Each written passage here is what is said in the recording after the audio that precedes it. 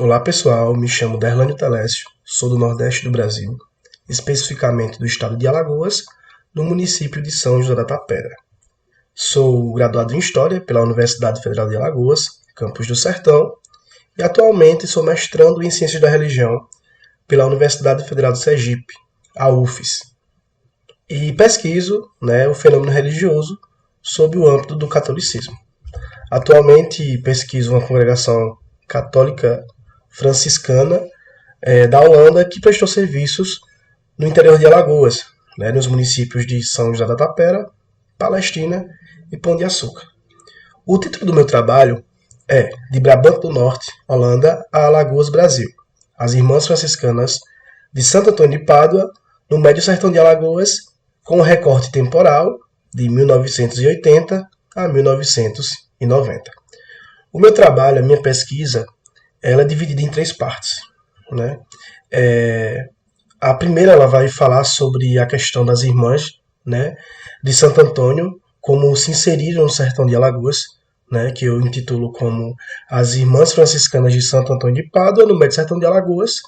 A segunda parte do meu trabalho é intitulado Trabalho Religioso Franciscano no Médio Sertão de Alagoas, que nessa parte do trabalho eu vou falar como se deu esse trabalho religioso, esse trabalho aqui, no Médio Sertão de Alagoas. E, por fim, eu falo sobre a questão do trabalho educacional dessas freiras no Brasil. E tento entender o que motivou a saída dessas freiras da Holanda, especificamente de Brabant do Norte, para o estado de Alagoas no Brasil.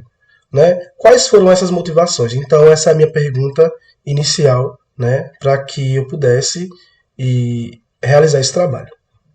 Na introdução do meu trabalho, eu busco dialogar com eruditos e pesquisadores que se debruçam no estudo do fenômeno religioso, como também pesquisadores que vão estudar a questão da historiografia franciscana. Então eu cito aqui um historiador muito conhecido, que é o Mark Bloch, historiador dos análises, que ele vai dizer que o historiador ele tem que farejar a carne humana. Então eu, enquanto historiador, neste trabalho, eu busco tentar entender como se deu essa atividade franciscana no Brasil, nos sertões brasileiros. Então eu trago Eliade, 2001, que vai dizer sobre o espaço religioso. Ele vai dizer que o espaço religioso ocupa um lugar importante na sociedade, pois possui um valor existencial para ela. Então, onde vai ter também a atividade humana, de alguma forma vai se manifestar o sagrado, a questão do sagrado e do profano, que o próprio Mircea Eliade também vai tratar. Então, a religião ela vai se manifestar de tudo. Eu já trago outra citação de Guerriero, 2006, que vai dizer o seguinte: a religião se manifesta em tudo, estando presente nas múltiplas dimensões da vida humana. Então é isso, onde tem a atividade humana, vamos ter então o fenômeno religioso. Então é aí que eu trago uma pesquisa, tanto como historiador, como também como cientista da religião, tentando entender esse fenômeno religioso, sob o âmbito franciscano, nos sertões nordestinos do Brasil. Trago também o estudioso Pierre Bourdieu, 1989, que ele vai trazer a religião como um sistema simbólico que vai ser detentor de poder.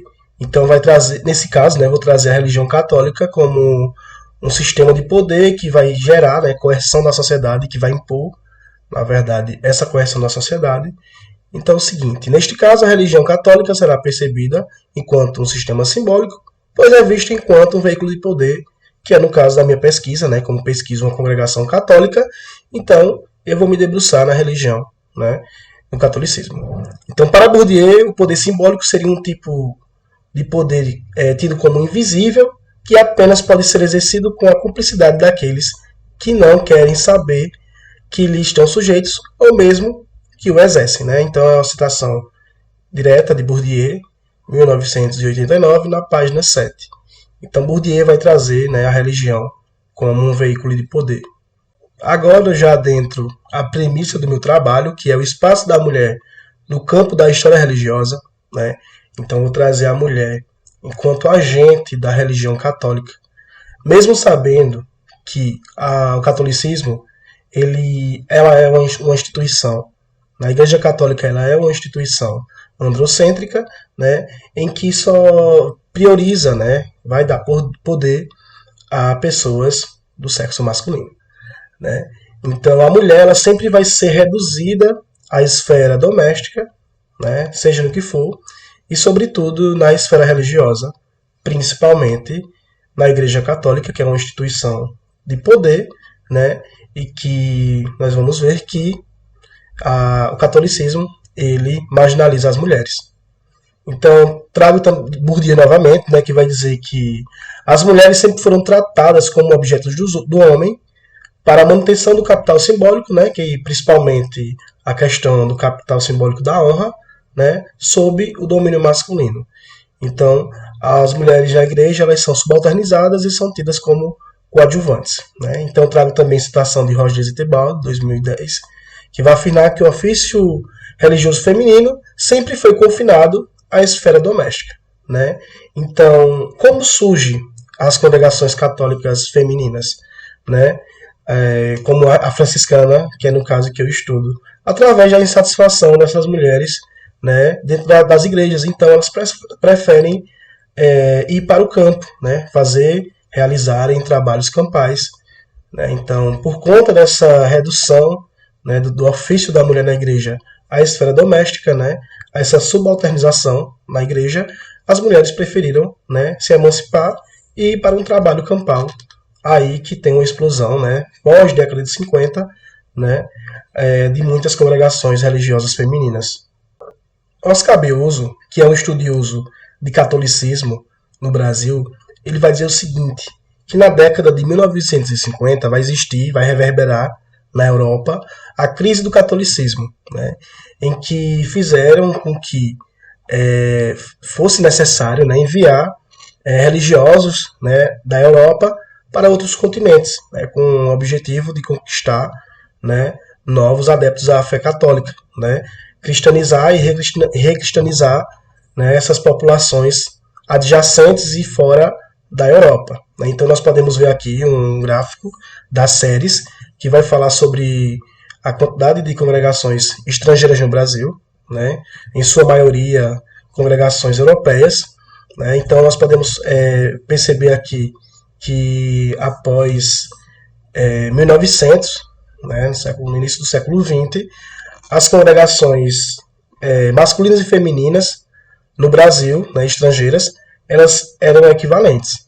Porém, com o passar das décadas, né, nós podemos perceber que há um crescimento de congregações femininas, né, estrangeiras no Brasil e que há uma estagnação, né, e um crescimento pequeno no que se refere a congregações masculinas. Então eu chego na primeira parte do meu trabalho, que é o capítulo 1, intitulado As Irmãs Franciscanas de Santo Antônio de Pádua no Médio Sertão de Alagoas.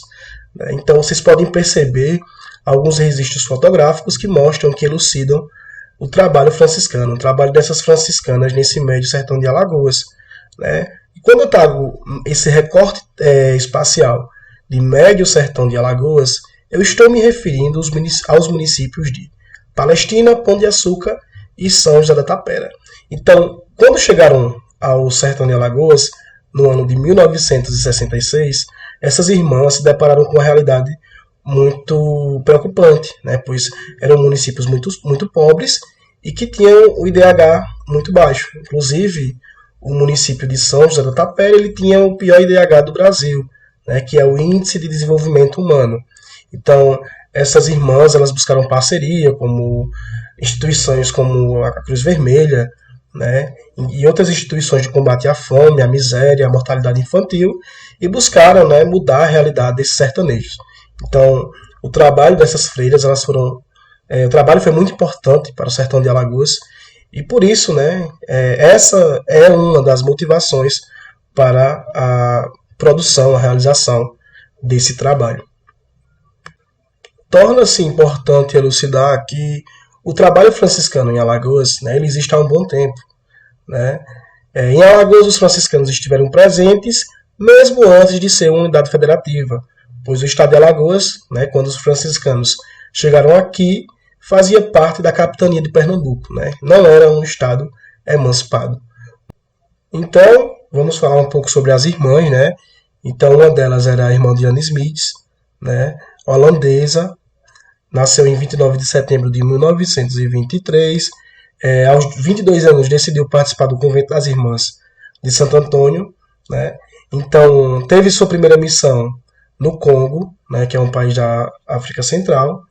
Então, ela passou muito tempo no Congo até ser refugiada, né, e ser enviada para o Brasil.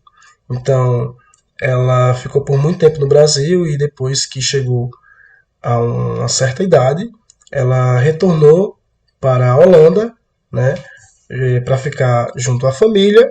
E essa irmã ela teve um trabalho muito importante no sertão de Alagoas, pois ela criou uma escola, né, a Escola São Vicente, né, e junto com o pároco da cidade, ela também idealizou uma faculdade, né, que é a Faculdade São Vicente também, que ajudou muitos sertanejos. Vamos falar um pouco sobre a irmã Redempta, né, que é Elizabeth Jacoba Maria Bugers. Então, a irmã Redempta ela foi a última das irmãs a ficarem no Brasil, inclusive ela foi sepultada no município de Pão de Açúcar, né? Então, desde 66, quando ela chegou ao Brasil, ela disse que se sentia brasileira, se sentia alagoana e que queria ser enterrada no Brasil. Então, Elizabeth, né, irmã Redempta, ela teve um trabalho importante, principalmente na questão de distribuição de alimentos, né, com parceria com a Cruz Vermelha, e, sobretudo, na questão educacional. No município de São José da Tapera, a irmã Redempta ela criou uma escola, que é a Escola João Paulo II, conhecida também como Colégio João Paulo II, né, uma escola que ela é conhecida pela sua excelência, né, pela sua qualidade de ensino, e nessa escola, né, ela distribuiu muitas bolsas de estudos para os sertanejos. Então, como acontecia?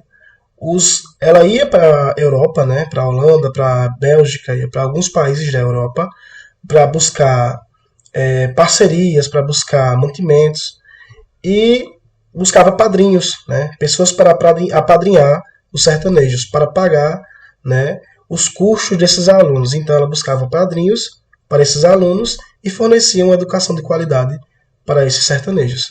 Então a irmã Redempta, né, ela teve um trabalho muito importante sobre essa perspectiva educacional. Neste trabalho, eu apliquei alguns questionários a alguns ex-estudantes das instituições de ensino das irmãs. Então, fiz 3 perguntas e o resultado foi o seguinte. A minha primeira pergunta foi: enquanto aluno das instituições de ensino das Irmãs Franciscanas de Santo Antônio de Pádua, acredita que o cotidiano escolar influenciou na escolha da sua religião? 46% disseram que sim e 54% disseram que não. Então, por mais que a maioria tenha dito que não, né, nós podemos perceber que ainda existe 46%, né, quase a metade, que diz que a escola ela influenciou sim na escolha da sua religião, né, ou pelo menos na manutenção da sua religião, tendo em vista que o estado de Alagoas é um estado que a religião que tem maior adeptos, né, é a religião católica. Então, a segunda pergunta que eu faço é: durante o período que estudou nas instituições das Irmãs Franciscanas de Santo Antônio de Pádua, participou de alguma manifestação religiosa católica, como, por exemplo, orações, batismos, crismas, primeira Eucaristia, proposta pelas irmãs? A maioria disse que sim, ou seja, 79% dos alunos, ex-alunos, disseram que participaram. Apenas 21% disse que não participou. Então, subtende-se que o espaço escolar realmente era tido também como um espaço sacro. Por isso que eu falo sobre uma sacralização do espaço escolar. Então, a terceira pergunta é: acredita que as Irmãs Franciscanas de Santo Antônio de Pádua contribuíram com a manutenção da influência católica no Médio Sertão de Alagoas? Então, 87% disseram que sim, né? Então, a maioria desses discentes, ex-discentes das instituições, entendem que a presença das Irmãs Franciscanas, né, tanto afirmaram como reafirmaram a importância, né, e o poderio católico na região. Então, elas trouxeram sim a manutenção, né, da influência católica ao Mãe do Sertão de Alagoas.